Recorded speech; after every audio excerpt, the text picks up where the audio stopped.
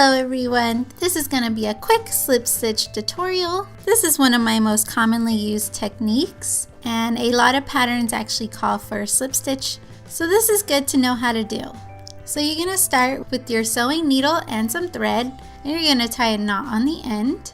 And I'm just going to use a little bit of felt to make a pretend seam that I want to close up. This is nice and thick so you can see where I'm going. So you're going to start off with your knot inside of the seam, and wherever you came up, we're basically going to go straight across to the other side. And I'm going to stitch about 1/8 of an inch to 1/4 of an inch, depending on how big your project is. And you're going to pull your thread through, not too tight.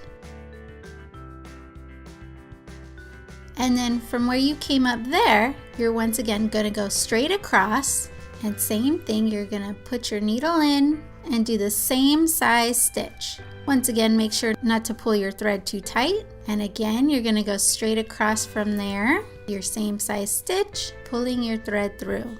And this is basically your slip stitch.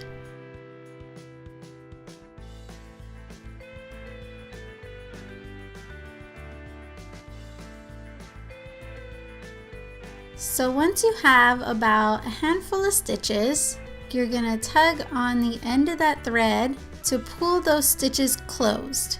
And this will invisibly close up your seam. Of course, you want to make sure that you use the same color thread as your fabric for it to take full effect.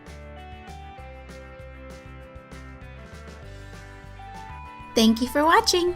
Bye!